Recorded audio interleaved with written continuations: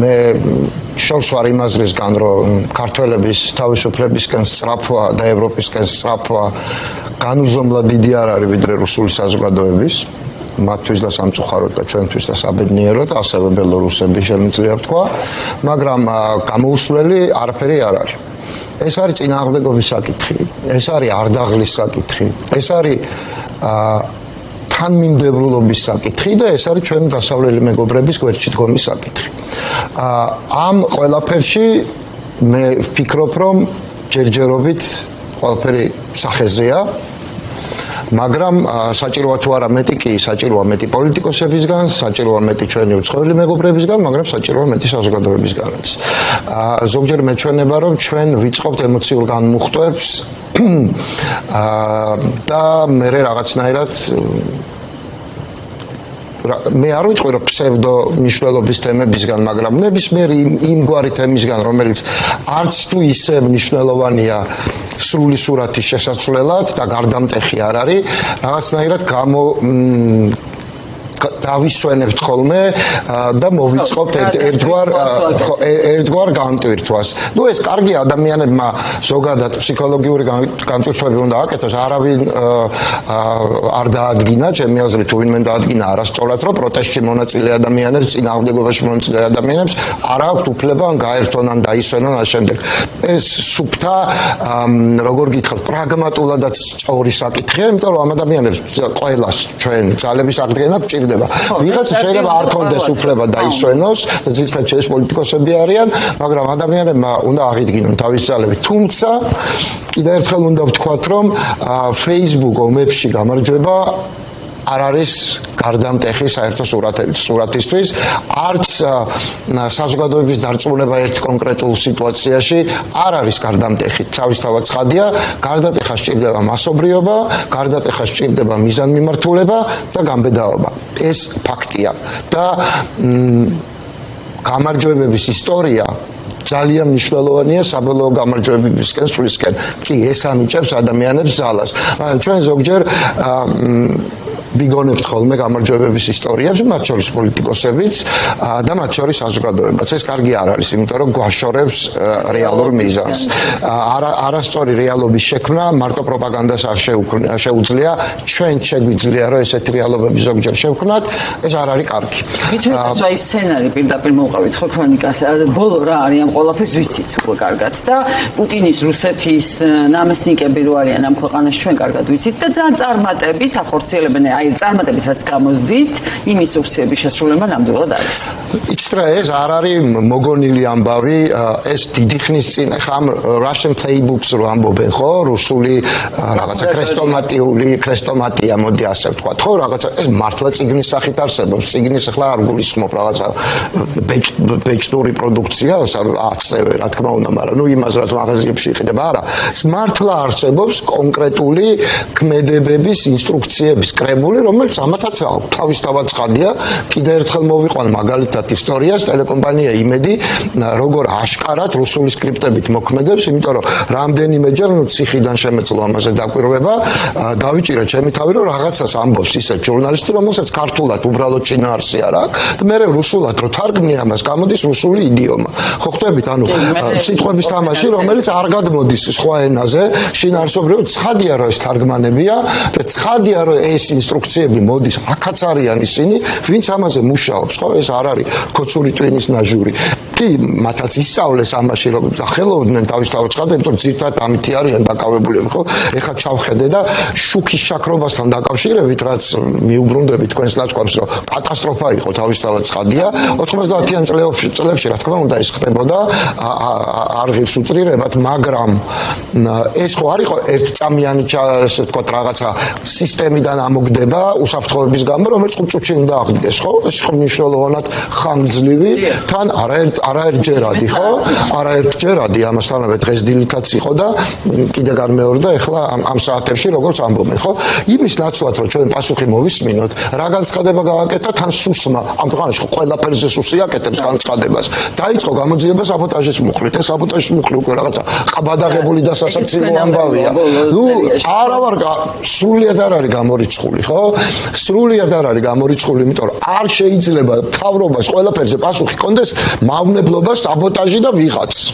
ხო, არ ვიღაც აკეთებს ამას, ზოგჯერ ციხიდან, ზოგჯერ რა ვიცი, ოპოზიციური პარტიიდან, ნუ წარმოუდგენელი ამბავი ხდება სინამდვილეში, ხო? საქმეებს წრავენ სასამართლო დარბაზში რაღაცის თქმისთვის, ახლა რაც ბაჩო ახალაიას კი არ აღწევს მიუსაჯეს საერთოდ ამისთვის, ხო? აი რაღაცას ადამიანი რო იტყვის, რომ კი ივანიშვილი დასამხობია. დასამხობია რა არის ივანიშვილი, ხო? მაგრამ ეს დამხობა იმას ხო არ ნიშნავს ავტომატებით მივარდნას. კი მათ ესე ესმით, იმიტომ რომ თვითონ ზოგიერთის ოჯახის წევრი ჩართული იყო დამხობაში ავტომატებით. კი ბატონო, ესე იყო 91-იანი წლების დასაწყისში. და სხვა შორის საერთოდ არ ვარ დარწმუნებული 2012 წლის სცენარი რო არ ყოფილიყო აღიარება სამართლიანად ბიძინა ივანიშვილის გამარჯვების, მეორე საკითხია რომ ამ გამარჯვება რო არ დამდგარიყო ჩემი აზრით არ გაკეთდა მნიშვნელოვანი ნაბიჯები რომელიც შეიძლება და გადადგმულიყო, მაგრამ რო დადგა ეს გამარჯვება იქნა აღიარებული შედეგი. ეს მარტო დემოკრატიას არ ემსახურებოდა, ეს ემსახურებოდა სახელმწიფო უსაფრთხოებასაც, იმიტომ რომ კიდევ ერთხელ ვამბობ, ამ ქვეყანაში გადაწყვეტი გადამტრიალებლები ყოველთვის იყვნენ რუსული ძალები და 21 საუკუნეში ეს რუსული ძალები უკვე ოლიგარქები იყვნენ. ორჯერ მოხდა ეს ამბავი. ერთხელ ბადრი პატარკაჩვილის მიერ და მეორეჯერ ივანიშვილი მზად იყო რომ ეს გააკეთებია. ეს ინფორმაცია ხო მაშინაც არსებობდა. მე არ მესმის ამაზე რატო არ ვლაპარაკობენ. სააკაშვილი ბერს როყვება ციხიდან, ჯობია რომ ეს ამბავი მოყვეს. ხა კი არ რაღაცა ცუდად არ გამიგოთ, მაგრამ მოსაყოლი ამბავია, ხო, ძალიან კარგად იცოდა ყველამ რა შეიძლება მომხდარიყო, რომ მოლოდინი იყო არჩევნების არაღიარების შედეგების გაყალბების შემდეგ და იქაც იყო გარკვეული მზაობა. ეს ხო ვიცით.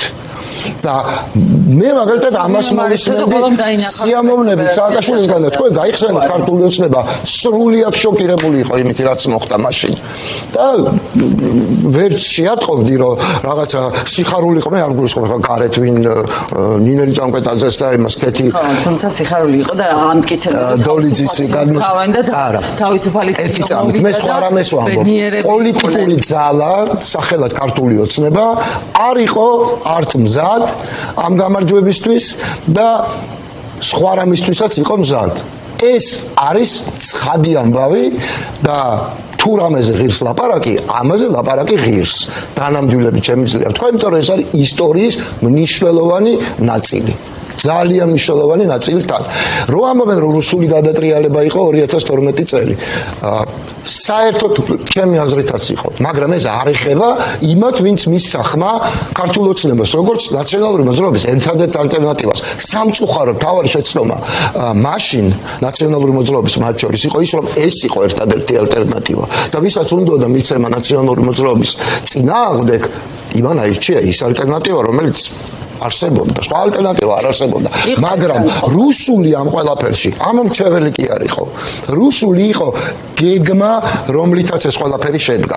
ბიძინა ივანიშვილის აუხსნელ რაღაცეებზე, რა გვინდა ეხლა თავის მიტრიალება აუხსნელ რაღაცეებზე. ის რომ ბიძინა ივანიშვილმა გააკეშაუთა რუსეთში მილიარდები, მოახერხა ის, რაც არავის არ მოუხერხებია, საერთოდ დღემდე, როცა რუსეთიდან გადიხარ, მათთან შეთანხმების, პოლიტიკური შეთანხმების მათზე მუშაობის გარეშე ლარს ვერ გაიტან, მეტიც ბინას ვერ გაყიდი, არათუ 1%-იან წილს იმაში რა ქვია გაზის კორპორაციაში, რა ქვია მაგათ გაზპრომში. რა წილი უნდა გაყიდო გაზპრომში ისე ჩამოგართმევენ იმ 1%-იან წილს და ის სახელმწიფო კორპორაციაა მოგეხსენებათ. საერთოდ არც კითხავს არავინ არაფერს, ხო? კაცმა ყველაფერი გააკეშაუდა, გაყიდა და ფული აქეთ გადმოიტანა. რანაირად შეიძლება ამაში რუსეთი არ იყოს ჩართული. თეორიულად შეუძლებელია, ამიტომ როცა ლაპარაკობთ რომ არა ამას არ ვეთანხმებით და გვერდით მევატრიალებთ თავს, ძალიან კაფიო და ცხად ფაქტებზე, მაშინ ახსნა განმარტება ამაზეც უნდა მოვიფიქროთ, მაგრამ მოფიქრება ამას არ ჭირდება. ეს ცხადი ამბავია. კიდევ ერთხელ ვამბობ, მე საერთოდ არ მაქვს ის წარმოდგენა, რომ ადამიანები რომლებიც შეცდნენ, კი, ჩემი აზრით შეცდნენ. ნამდვილად 2012 წელს ხან მაგას ნამდვილად ვერ ვიტყვი, რომ არ შემცდარენ. ეხლა 2012 წელმა მოიტანა ის რაც ხო ჭირს სინამდვილეში, მაგრამ ამორჩევლის არჩევანი და ამორჩეველი ყოველთვის ვერ იქნება ბოლომდე ინფორმირებული. მაგრამ ამორჩეველს უნდა ელაპარაკოს იმაზე, რა მოხდა რეალურად და არა პინგვინზე, რომელმაც გადაყლაპა ბეღურა. აი ესეთი კონტრ კამპანია რო იყო და ესეთი მედია რო იყო, ძალიან დიდი ბოდიში ყველასთან მე თვითონ მუშაობდი იმ მედიაში, თქვენც მუშაობდით, ხო? ამან მოიტანა ის რაც მოიტანა. ის რომ ჰაერი გადაიკეტა მანამდე და მანიაკის გარდა არც ერთ ოპოზიციურ ძალას არ დარჩა ველი სამოძრაო. ეს იყო რა თქმა უნდა შეცდომა. კი, ნამდვილად იყო. მაგრამ ამ შეცდომების გამო ის რაც მოხდა მერე რაც ჩვენ მივიღეთ ნიკა ის რაც მერე მოხდა რა თქმა უნდა არ იყო იმ შეცდომების საპირწონე არა მე არასდროს არ ვიტყვი იმას რომ შეცდომები არ იყო და მნიშვნელოვანი პრობლემა ნაციონალური მოძრაობის მიერ არ იყო გამოწვეული რაც ბუნებრივ სურვილს ვადებდა რომ ის გადაერჩიათ მაგრამ კიდე უფრო მეტად არასდროს არ ვიტყვი რომ ის რაც მოხდა იმ ყველაფრის საპირწონე იყო არა ის რაც მოხდა იყო კატასტროფა, მათ შორის როგორც ახლა აღმოჩნდა გეოპოლიტიკური კატასტროფაც, იმიტომ რომ საქართველოს უმნიშვნელოვანესი დასავლეთისთვის, არა მხოლოდ კავკასიისთვის და ჩვენთვის, ხო? ეს ხო რუსეთის გამარჯვება, ხო? უნდა შევხედოთ, ხო, რომაელები უყურებდნენ საუკუნეების განმავლობაში. ეს ასეთი ფანჯარაა გახსნილი და საქართველოში რა ხდება? ეგ უკვე ისტორიული კატასტროფაა საქართველოში და მაგასაც გეტყვით. კიდე ვერ ვიაზრებდეთ, იმიტომ რომ საღამ ჯერ კიდე პლატფორმები გვაქვს ლაპარაკობ და ძალიან დიდი იმედი მაქვს, რომ ჩვენ ვიბრძოლებთ ბოლომდე და შევინარჩუნებთ ფორმულასაც და პირველსაც და სხვა პლატფორმებსაც, მაგრამ კიდე ამის გამო წარმოდგენა არ გვაქვს რამხელა პლატფორმებსაც ხელახლა გავხსნით, კი ბატონო, ძალიან კარგი. არა, აუცილებლად ესე იქნება რამდენად ძიმე მდგომარეობაში წარმატება უსურვა, ვიცი რომ თემაც მინდა რომ შემოვიდა. აუცილებლად. აი, წარმოუდგენელ მდგომარეობაში. მიუბრუნდეთ იგივე საკითხს კატასტროფებთან დაკავშირებით, აბსოლუტურად სწორს ამბობთ, ნათია, ისტორიული კატასტროფაც არის, მაგრამ ჯერ გეოპოლიტიკური კატასტროფით დავამთავრებ, ხო? ეს დასავლეთისთვის არის დანაკარგი. რომაელები სვავდნენ საუკუნეების წინ შეკითხვას ვის აწყობდა? ვის აწყობდა კითხვით მივი ყველაზე მარტივი კითხვით, რომლითაც იხსნება პრაქტიკულად ყველა საქმე, ხო? ვის აწყობდა? დამთხვევა იყო არ მჯერამე რუსული ამხელა მასშტაბის ცვლილებების რუსეთის ჩართულობის გარეშე. კარგით ფაქტებიც ხომ გვაქვს ამასთან ერთად, მაგრამ კარგით გენერალიზაცია არ გავაკეთოთ. მაგრამ ამიხსენით, აი ეს რაც ხდება 12-ში რაც მოხდა და დღემდე როგორც მოვედით. ვის აწყობს დედამიწის ზურგზე რუსების გარდა? ბიძინა ივანიშვილისთვის ეს არის პირადი ინტერესი, გასაგებია ეს ყველაფერი. მაგრამ ეს პირადი ინტერესია ზუსტად თანაკვეთაში რუსეთის ინტერესთან. და არა პირიქით, ხო? ვის აწყობს ის რაც ხდება საქართველოში? ერთადერთ ძალას და სხვა შორის ჩვენს ერთადერთ მტერს პლანეტაზე. მეტი მტერი ჩვენ არ ყოლია ბოლო რამდენიმე საუკუნის განმავლობაში. ხო? ვის აწყობს? რა თქმა უნდა რუსეთს, იმიტომ რომ ეს კატასტროფა, ქვეყანა რომელში ჩუქი ქრება და განსხვავებით 2006 წლიდან სადაც პირდაპირ მნიშვნელობით გადაგვიჭრეს გაზის და დენიც და ერთ დღეში მოვიდა ერთიც და მეორეც. დღეს საათების განმავლობაში დენი არ არის და არც ვიგებთ. თავის იდიოტიზმს, ტრადიციული იდიოტიზმს ამბობს, რომ ვიღაცამ შუქი ჩააქრო, ვიღაცა ქართველმა საბოტაჟის მუხლით დაიწყო ძებნა და საბოტაჟის მუხლით არავის არ გაუგია საბჭოთა კავშირის მერე ამ ქვეყანაში და მეც როგორც იურისტმაც კი მახსოვს იქიდან რა ქვია ჰიჩკოკის ფილმებიდან ომის დროინდელი აი გერმანელი შპიონები რომ ბეჭდავდნენ ფუნტებს იმიტომ რომ აი ესეთი საბოტაჟი მოეხდინა აი ეს ამ ფილმებიდან გვახსოვს ხო დახავსებული რაღაცა საბჭოთა სისულელე გააცოცხლეს და ეხლა ყველაფერზე საბოტაჟის მუხლით იწყებენ დევნას აი საერთოდ ყველაფრის ხო იქამდეც მივიდნენ ალბათ რომ ჟურნალისტის ნათქვამზე რომ საზოგადოებრივი უკმაყოფილება დაიწყოს ამასაც საბჭოთაში დაარქმევენ ხო ანუ ასეთი ეხლა რა შეიძლება ისტორიულ კატასტროფა ხო დასავლეთის კატასტროფაა რა თქმა უნდა და მარტო ჩვენც კი არ არის შესაძლებლობის პანჯარა რატო გაიყო ჩვენ შესაძლებლობის პანჯარა იმიტომ რომ დასავლეთსაც ჭირდებით მარტო ჩვენ კი არ ჭირდება დასავლეთი და ეს არის ჩვენი ძალა რომ ჭირდებით ოღონდ ჭირდებით დემოკრატიული და ევროკავშირის წევრი აი ეს კი არა რუსეთს უკანა ეზო და რუსეთის იმად ტბად ქცეული შავი ზღვა. აი ეს ჭირდება რუსეთს ამ ქვეყანაში სუფთა პრაგმატულად რომ მიუდგეთ ბიძინა ივანიშვილს ინტერესი რო კონდეს მარტო ფულის კეთების და არა რუსეთს ემსახურებოდეს. მას ანაკლიაც დაჭირდებოდა ნორმალური ვითარება საქართველოშიც. მეცაც გეტყვით უფრო გავლენიანი კაცი იქნებოდა არა მხოლოდ ამ ქვეყანაში, არამედ კონტინენტზე. მაგრამ სხვა რამე ხდება, ჩვენ ხომ ხედავთ რომ სხვა რამე ხდება. აბსოლუტურად სხვა რამე ხდება. და არც ჩინეთს არ ვჭირდებით ესეთები. ხო, რაში ვჭირდებით საერთოდ ვინმეს რაღაცა ჩვენი გასაცოდავებული რკინიგზით შავ ზღვაზე ლოკალური მნიშვნელობის პორტებით და ყველაფერში ჩართული კორუფციით. ყველაფერში არც ერთი უცხოელი არ მოძრაობს ამ ქვეყანაში, რომელსაც წილი არ მეაქვს ქართულ ოცნებასთან. არც ერთი. სხვანაირად აქ ბიზნესი ვერ კეთდება. ქართველებს საერთოდ აღარ მაქვს ლაპარაკი. ვერ კეთდება ამ ქვეყანაში სხვანაირად ბიზნესი. ვის ჭირდება ასეთ საქართველოს, სადაც სასამართლოში ვერაფერს ვერ მოიგებ. ვინც გინდა ის იყავი, რომელი ქვეყნის ინვესტორიც გინდა იყავი. ვერ მოიგებ ამ ქვეყანაში სასამართლოში. მივედით სანქციებამდე ბუნებრივია. აი ეს ისტორიული კატასტროფა ისაა, რომ ჩვენ უკარგავთ ამას. ის რაც დავით აღმაშენებლის დროს იყო და მე ბედის უკუღმართობის გამო უკვე მონღოლებმა დაასრულეს, ძალიან ცუდ დროს მოგვიწევს, 1-2 საუკუნე მაინც რო გქონოდა კასპინ მართლანიკოვსკიდან და რუბანდამდე მარტო დავითის დროინდელი კი არ იქნებოდა და დაამაგრებდა საქართველოს ამ ტერიტორიას. სამწუხაროდ ვერ მოესწრო. თორე ერთი ფეხის დასაქმელი რო ქონდეს ახლა კასპიაზე, არაფერი არ დაგვემხრებოდა, ივანიშვილიც არ იარსებდა. არანაირი, იმიტომ რომ ეს იქნებოდა უსაფრთხო დემოკრატიული ზონა. ასე ჭირდება მთელ მსოფლიოს. დაწყებული შუა აზიიდან და შორეული აღმოსავლეთიდან, დამთავრებული უკიდურესი დასავლეთით ამერიკის კალიფორნიით.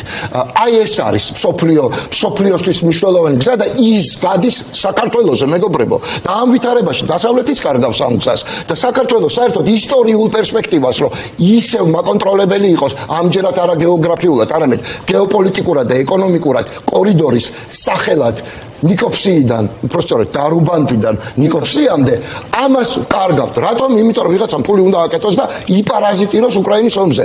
ეს ხდება საქართველოში მარტო და აკეთოს ბიტკოინები. მივედით თქვენ შუქთან. ხო, მივედით შუქთანაც, მივედით სანქციებთანაც და მივედით ბიტკოინებთან და რა მდგომარეობაში აღმოჩნდა ქვეყანა, იმიტომ რომ აი სანქციები არის კავშირში. კი, ზუსტად. აი სიხარბე ამათი, ასეთი რომ ბიტკოინებით გამდიდრდნენ და გააკეთეს. ხო, რბილი შეფასება რა თქმა უნდა. არა, ესე ჩადიან ტრანსნაციონალურ დანაშაულებს. გეოპოლიტიკური არჩევანი. ბიტკოინები დღეს არის ფულის გათეთრების შესაძლებლობა. მსოფლიოს სხვა შორის გაზარდა, გახსნა ეს ასე ვთქვათ ლაკუნა, მოდი ასე ვთქვათ, სადაც ბევრად უფრო მარტივი გახდა ოპერირება ფულის გამთეთრებლების და თუ შენ სახელმწიფოს ფლობ, რასაც ივანიშვილი აკეთებს, ეს საერთოდ პრობლემა აღარ არის. ნახეთ ახლა როგორ აკეთებს ამას ივანიშვილი, ხო? თვითონ ადგენს თამაშის წესებს ბიტკოინებთან დაკავშირებით. ეროვნული ბანკის მეშვეობით მათ შორის და სამწუხაროდ საბანკო სექტორის, რომელსაც სრული გავლენა აქვს. აბსოლუტური გავლენა აქვს და ამაში ეროვნული ბანკი არ არის მხოლოდ მისი ინსტრუმენტი. ერთი. მეორე, თავად არის ბიტკოინების ერთ-ერთი უმსხვილესი მწარმოებელი მსოფლიოში. უნდა ვიცოდეთ რა არის ბიტკოინი. ბიტკოინი არის ჰაერი. რომელიც არის ერთადერთი რამ. ჰაერია, ხო? რომელიც პირობითი ვალუტა, ხო? კი ბატონო. ჩემთვის საფრთხის მომცველი, მაგრამ რა ვიცი, თანამედროვე პროგრესი უშვებს ამას, მაგრამ შეზღუდვები მნიშვნელოვანი დაიწყო ამ მიმართულებით. ხო, ეს არის პირობითი ვალუტა, რომელიც ხარჯავს დენს. და დენის გამომუშავებელი წარმოებელი ქვეყნებისთვის, რომელთაც პროფიციტი აქვს დენის, ეგ არის შემოსავლის წყარო. ის ქვეყნები ამას ბეგრავენ. ძალიან ხისტად. თორემ ამ ბიტკოინებში ბევრ ფულს აკეთებენ მათი მწარმოებლები. ჩვენ რო გვესმოდეს ამ ჰაერის წარმოებაში, რომელშიც დენი იხარჯება, თუ დენის არიფი არის სპეციფიური ამ ბიტკოინერებისთვის, მაინინგის ქარხნების ფლობელებისთვის. თუ ისინი გადასახადს იხდიან, მაშინ კი ბატონო ჩვენი შემოსავალი. რა შვება ბიძინა ივანიშვილი? ბიძინა ივანიშვილი არ იხდის არანაირ გადასახადს. ბიძინა ივანიშვილი დენის შეღავათიანი ტარიფით სარგებლობს, თორე დღეგი არ შედის ამ ტარიფში, შესაბამისად. და გარდა ამ ყველაფრისა წარმოშობს დენის დეფიციტს. საქართველოს თავისი დენი აღარ ყოფნის. ჩვენ ახალ ხესებზე რომ ლაპარაკობთ და მე საერთოდ ვარ დიდი გრანდიოზული პროექტის მომხრე არა ჰიდროელექტროსადგურის, არამედ ატომური ენერგოსადგურის, რაც არის სომხეთში და თუ ვინმე სიტყვა ატომური ეშინია, მინდა დავამშვიდო, რომ დღევანდელი ტექნოლოგიებით ატომური ენერგოსადგური გაცილებით უსაფრთხოა ვიდრე ჰიდროელექტროსადგური და თუ მაინც და მაინც გვეშინია ამ ატომური ელექტროსადგურის ყურის ძილში გვაკაგერ სომხეთში და ღმერთმა დაიფაროს იქ რომ რამე მოხდეს ახლა სრულიად ფუჭია იმაზე ლაპარაკი რომ ჩვენ ეს არ შეგვეხება, ამიტომ ჩვენვე გქონდეს ეს ჯობია და ეს საერთოდ მოხსნის ყველანაირ პრობლემას.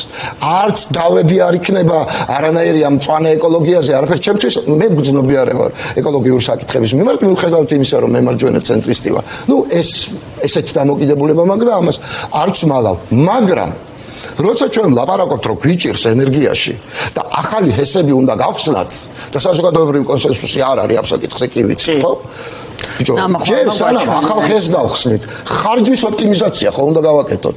ბიძინა ივანიშვილი, რომელიც 8-10%-მდე ხარჯავს ქართული ელექტროენერგიის და ის არის 3/4 მომხმარებელი ამ მაინინგის ქარხნების, ხო? ბიტკოინების წარმოების, რომელიც ამდენს ხარჯავს. პლუს ამას ქარხნები აქვს აფხაზეთში მათი კრიმინალური ესე ვთქვა დაჯგუფებებთან ერთად. მაგრამ რა ხდება აფხაზეთში? აფხაზეთში მიდის ენგურჰესის 90%. უფასოდ მეგობრებო. მაშინ როცა ჩვენ ხელშეკრულებით, რა თქმა უნდა. არა, აფხაზური პრესაც აიკითხეთ. აფხაზური პრესაც აიკითხეთ და ერთ შეკითხვაზე მიპასუხეთ. 90% ენგურჰესის რომ მიდის აფხაზეთში უფასოდ. მაშინ როცა მათ ეკუთვნით ხელშეკრულებით 40 და ჩვენ 60. ნახეთ რამდენი გვაკვდება. ამას გარდა აფხაზეთში არის დენის დეფიციტი. გეკითხებით ახლა შუქი კრება ხშირად. გეკითხებით 90% ენგურჰესის ამხელა აფხაზეთს, სადაც არანაირი წარმოება არ არის. რანაირად შეიძლება არ ყოფნიდეს. პასუხი არის მარტივი. პირდაპირ სასაზღვრო ზონებთან და ყველა მდინარის გაყოლებაზე არის მაინინგის ცენტრები. ვინ აკეთებს ფულს? აფხაზურ მედიას თუ დაუჯერებთ, ბიძინა ივანიშვილი. და რატო არის ეს ასე ვთქვათ, ძალიან სარწმუნო? აბა როგორ მიდის 90% ენგურჰესიდან? ვინ აძლევს? ეს ხო ჩვენზეც არის დამოკიდებული, არა მხოლოდ მათზე. 80. აი შეხედეთ ახლა რამხელა დისბალანსი იქნება. ენგურჰესის 60%-ის ნაცვლად გვჭება 10, მოხმარებაში გვაქვს რაღაცა დამატებითი, რომელიც მთელი ენერგო მოხმარების 7-8%-ია. შეხედავთ რამხელა დისბალანსია. უდაოდ და ამ შემოსული ელექტროენერგია მცირდება 40%-ით თუ 50-ით, მეტით კიდე ენგურჰესიდან შემოსული და აქ მოხმარება იზრდება 8-9%-ით. ხო წარმოგიდგენიათ რამხელა სხვაობა? ხო და სანამ ვილაპარაკებთ ახალი ჰესი უნდა აშენდეს. რაზეც როგორც უკვე ვთქვით, არ არის საზოგადოებრივი კონსენსუსი, ხო? და სადაო თემა, სანამ ამაზე ვილაპარაკებთ, მეგობრებო, დავასტაბილუროთ ჩვენი ენერგომოხმარება. კი, ბატონმა რომანმაც დაწერა, მე მანამდე მქონდა ეს განცხადები, მაშინაც წერდა ბატონი რომანი და მეც ვწერდი, მასთანაც გამივლია კონსულტაციები, იმიტომ რომ იცის ეს თემა. ნამდვილად ასაკრძალია ეს ამბები მინიმუმ თავისუფალ ეკონომიკურ ზონაში. დაუბეგრავ რეჟიმში, ხო მართლა ამას რა მოყვება ამ დისბალანსს? ჩვენ გვაქვს ენერგიის დეფიციტი, გავდივართ იმპორტზე, ვყიდულობთ ელექტროენერგიას, რაც უფრო ძვირი გვიჯდება და რა ხდება? ტარიფი იზრდება. ვისთვის? ჩემთვის, თქვენთვის და ღარიბი ქართველებისთვის. ბიძინა ივანიშვილისთვის არაფერი არ იცვლება. ისე ვიაფათ ყოველგვარი გადასახადის გარეშე იღებს ამ ფულს. სად მიდის ეს ფული? რა თქმა უნდა, წამებში გადადის ქვეყნის ფარგლებს გარეთ. ნომინალურად ზრდის DGG-ს, ისა GDP-ს, ანუ ერთიან ეროვნულ პროდუქტს, მაგრამ სინამდვილეში ეს არის HR-ი. აი როგორც ბიტკოინია HR-ი, აქაც ეს არის HR-ი მხოლოდ ციფრები. რატომ? არავინ არ არის დასაქმებული ჯამში ალბათ 10-15 შეიძლება 50 კაცი, მაგრამ ეს არაფერი არ არის, მეგობრებო, 8%-ს რო ხარჯავს დენისას იმ ტიპის წარმოებაზე, ერთი, მეორე, ეს ფული საქართველოში არ რჩება, არ არის ამ ქვეყნის ეკონომიკის ნაწილი. არ აქვს მნიშვნელობასა და მესამე თავის მომჭრელი ეს არის გზა ფულის გათეთრების და ძირითადში ეს არის რუსების და ირანელების ფულის გათეთრება და პლუს ამას ეს არის პარაზიტირება ეკონომიკაზე, ის უკრაინის ომზე და უკრაინელი ხალხის მსხვერპლზე დაშენებული შემოსავალი. აი ეს არის მათ შორის ამუშუქობის საკითხიც. ეს არის მეგობრებო, ჩვენ დენი არ გვაქვს, რაც გვაქვს ის არის უძვირესი რეგიონში ერთ-ერთი ყველაზე ძვირიანი დენი გვაქვს. რატომ? იმიტომ რომ ბიძინა ივანიშვილი გამდიდრდეს. ძალიან მარტივად. ბიძინა ივანიშვილის ჰაერის წარმოებას საქართველოს ყიდა მასა ელექტროენერგია. აი ეს არის იაფიფული. რასაც დაფიქრდა ბიძინა ივანიშვილი. თავისთვისაა ეს იაფიფული. თავისთვისაა ეს იაფიფული და პარალელურად პამიდორი რო ძვირია რა ვიცი კიტრი იმ ფერმერებს რო კონდეთ დაბალი განაკვეთი სათბურებისთვის დენის მათთვისაც იაფი დაждდება ეს პამიდორი და ჩემთვისაც და შენთვისაც მომხმარებლისთვის მე საერთოდ არ პამიდორს მაგრამ სიტყვაზე ვამბობ ხო მომხმარებლისთვისაც მაგრამ ეს არ აინტერესებს ქართულ ოცნებას აინტერესებს დენის ფასი ხო მე არ ვიცი სად რა ინტერესებს სათბურები და ასე შემდეგ არის ეს რა უნდა ეშველოს ამას არაფერი ბიძინა ივანიშვილის გაგდების გარდა გამორიცხულია სანამ ეს კაცი აქ არის ხო პოლიტიკურ ყოფნას ხო დანარჩენი უკვე სამართალდამცავი ორგანოების და სამართლიანი სასამართლო საქმე იქნება ხო სანამ ეს კაცი არის ამ ქვეყნის მეფე პირდაპირ თქვათ ხო ის აკეთებს ყველაფერს რაც უნდა აბა მეფობა მეტი კი არაფერი არ არის გვარი და ის რა ვიცი ხა ბაგრატიონი და ემოციონალური ნიკა ბიძინა ივანიშვილი მაინც ცდილობს რომ არჩევანი გაკეთებული აქვს ირანი და რუსეთი ხედავთ მაგრამ ცდილობს რომ თითქოს ამერიკასთანაც რაღაც დაალაგოს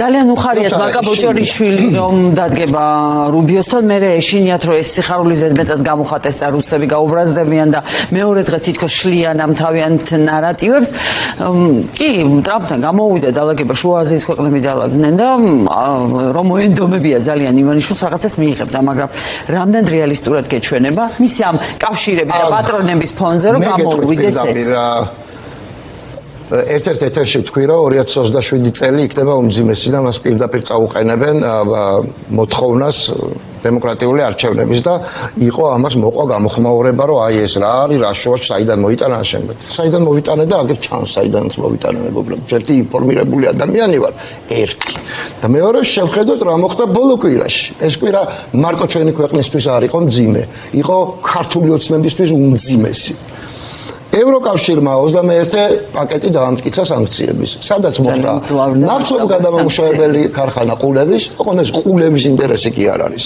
სინამდვილეში ეს არის საქართველოზე იმის თქმა, რომ საქართველოს აქვს სქემები ფულის კეთების, ოღონდ რუსეთის დახმარების. რუსეთი კი არ ეხმარება საქართველოს, საქართველო ეხმარება რუსეთს და ამაში იღებს ფულს. ეხლა შევხედოთ როგორ.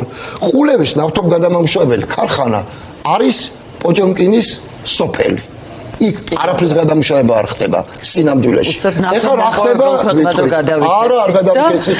არც ეგ არ არის. დიდი შემოსავლები. არა, მე მოგიყვებით რომ რა გადავიქეცით.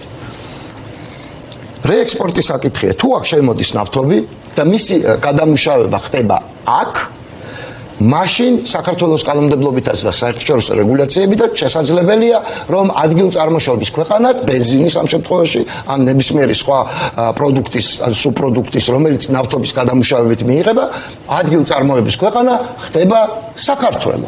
სადაც გადამუშავდა. ეხლა რა ხდება? შემოვიდა რუსული ნავთობი რომელიც ვერ გაიყიდება სანქციების გამო, ვითომ გადაამუშავა ამ რაღაცამ ქარხანა რომელიც გუშინ წინ გაიხსნა და უბრალოდ ჩემი ინფორმაციით ვერაფერს ვერ ამუშავებს მაგრამ დაუშვათ რომ ამუშავებს ადგილწარმოების ქვეყანად მიუთითა საქართველო მორჩა სანქციებისგან გათავისუფლდა გათეთრდა რუსული ნავთობი სანქციები ჩამოხსნა გაყიდა ოღონდ აქ მოდის უკვე მზა რაც უნდა გაიყიდოს ვითომ გადამუშავება ხდება და ჩვეულებრივად ადგილწარმოების ქვეყანად მიეკიდება საქართველო ამაზე იყო ლაპარაკები არ მოწესრიგდა ეს თემა მაინც გააგრძელეს ფულის კეთება გამტარი მოგეხსენებათ კოტე გოგელია მაკა ასათიანის ქმარი რომელიც რუსი ბიზნესმენია ქართული გვარით უბრალოდ რუსი ბიზნესმენია თან პუტინის ახლო წრე არ არის ეგ მასშტაბი არ აქვს მაგრამ აი ეს ოკალა პუცინსკაია ასე ვთქვათ აკრუჟენია არის და რეალურად ეს ხდება მეგობრებო აი ამიტომ შეიტანეს ქართული იურიდიული პირი და ნავთობგადამამუშავებელი ქარხანა საქართველოს ტერიტორიაზე, როგორც უკრაინის წინააღმდეგ მოქმედი და რუსეთის დამხმარე. ეს ხო კატასტროფაა და კატასტროფა და ლეგიტიმური სამიზნე ხდება უკრაინული დრონის. ამაზე რატო არ ფიქრობენ? იმიტომ რომ როდესაც უკვე სახელი ერქმება, რომ ეს არის რუსული. ძალიან დიდი იმედი მაქვს, რომ ეს არ მოხდება, იმიტომ რომ უკრაინა არის ჩვენი მეგობრული სახელმწიფო და ეს ქარხანა ისეთ ზიანს არ აყენებს ახლა ამ ყველაფერს, რომ ეს ყველაფერი დაჭირდეს, მაგრამ ძალიან კაფეო განცხადება გააკეთა ევროკავშირმა, ის 6 თვიანი დათქმა, რაც არის, ეგ ის თრისი დათქმაა, რომ სახელმწიფოს ახლა დედას არ უტირებთ, იმიტომ რომ სახელმწიფო გვეწოდება. თორე სახელმწიფოსაც ეკუთვნის საქციები, იმიტომ რომ ყველა ხედავს, რომ ეს ხელისუფლების პოლიტიკაა. ეს ხო ვიღაცა კოტეგოგელია არ აკეთებს. ამაზე რატო არ აღწრეს საქმე? თუ კოტეგოგელია აკეთებს, ამას საქმე რატო არ აღწრეს? ხო? ჩემზე და ლაკაზე და რა ვიცი, ვიკაზე და ზურაზე რო აღწრეს საქმე, მეილებს რატო აგზავნით სანქციებზეო? კოტეგოგელიას მეშვევით, მართლა სანქციებში რომ მოხდა საქართველო. სად არის სუსი? სად არის საბოტაჟის საქმე? სად ხდება ეს ამბავი? არსად, იმიტომ რომ ეს მათი ამბავია, მეგობრებო.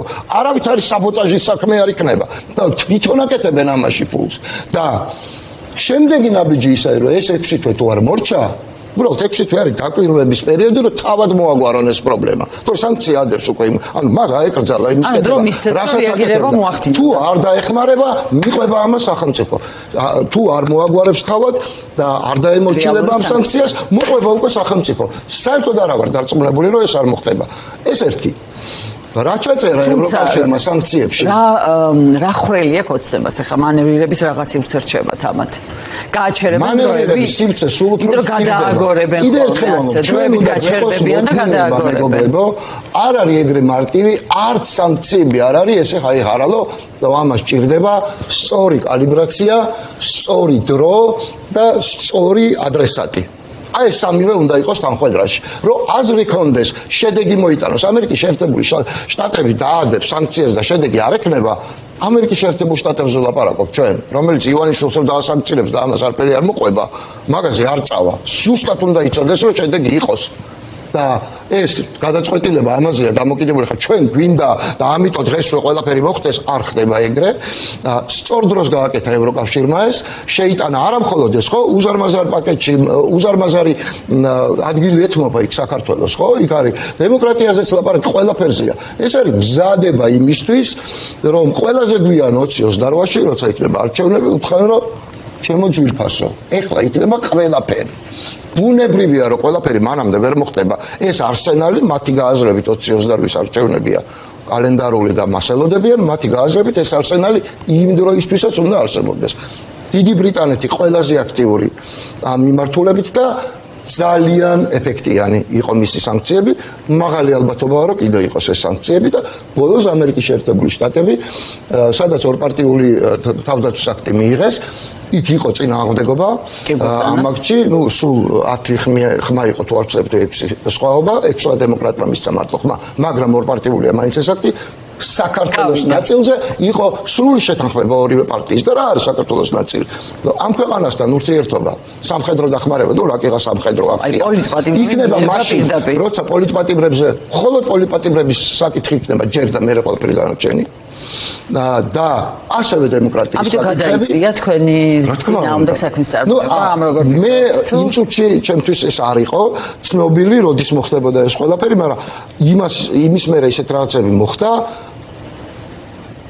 ძალიან სანქციები არ არის ეს ავტორიზაციის აქტიდან გამოწვეული ამბავი არ არის რომ კი ეს შიში შეიძლება ქართული ოცნების მხარეს არსებობდეს, მაგრამ ეს არ ნიშნავს იმას რომ ხვალ იგივე არ მოხდეს, მაგრამ კიდევ რას არ ნიშნავს იმას გეტყვით. კიდევ იმას არ ნიშნავს რომ ჩვენი თავისუფლებით ვაჭრობა ხირდეს ბიძინა ივანიშვილის სანქციებისგან გათავისუფლებად. არა. და ჩვენს მეგობრებს მე პირადად ყოველ შემთხვევაში მე სხვის სახელით ვერ ვლაპარაკებ, მე პირადად ჩემს მეგობრებს იმავე დღეს მივწერე რომ თუ ამ ორ შორის რაიმე კავშირია, ძალიან ვთქვათ მე თავი დამანებოდ. მე ბიძინა ივანიშვილის დასანქცირება და პირდაპირ გეუბნებით პოლიტიკური განადგურება დასავლეთის მხრიდან და არა მხოლოდ პოლიტიკური, ეკონომიკურიც და კომერციულიც გაცილებით უფრო ძვირია ჩემთვის, ვიდრე ჩემი თავისუფლება. ამიტომ მე არ გამოვიტან ჩემს საკითხს არასდროს არც ერთ ფორუმზე და არც ერთი ფორმით, მათ შორის არც საქართველოში შიდა მოლაპარაკებებზე და ეთყობათ კოცებს უკვე კოჭებში, რომ ამ მიმართულებით მოძრაობენ და არ ვიცი. აზრი არ აქვს ჩემთან მოსვლას, ამიტომ ჯობია რომ თავი შეიკავონ, თუმცა იციან და არც მოსულან. გამორიცხულია რომ ეს საკითხი იყოს რამენაირი შემოწმები იყო? გამორიცხული ამბავია, არაფერზე ეს არ გაიცვლება, იმიტომ რომ ფეხებზე მკიდია ეს ამბავი, დაჭერის ამბავი და ფეხებზე მკიდია კი არა, ისტორიულად მნიშვნელოვანი მგონია საქართველოს გადარჩენა, რაც უკავშირდება მხოლოდ ბიძინა ივანიშვილის პოლიტიკურ განადგურებას. სხვანაირად ეს ვერ მოხდება, გამორიცხული ამბავია.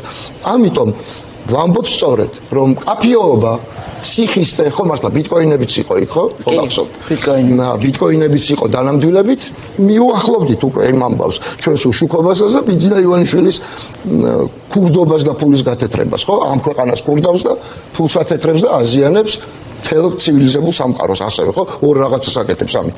ესე ჩაიწერა იქ. ეს ყველაფერი რა არის, რა გონიათ? ბიტკოინებს წერ, სადაც არ უნდა ჩაწერო საქართველოს და ბიტკოინები ეს ორივე ჯამში ნიშნავს, მეტი აფს არ ნიშნავს, საერთოდ არაფერს არ ნიშნავს სხვას. ისევე როგორც ამერიკის შეერთებული შტატები, რომელმაც ჩაწერა, რომ ირანთან და ჩინეთთან თანამშრომლობაზე გამოძიება უნდა ჩატარდეს ჩვენი უშიშროების ძალების მიერო და მეორე დღეს გაკეთდა ოღონდ განცხადება, რომ ირანია ცეცხლს ეთამაშება ბატონი კობახიძე.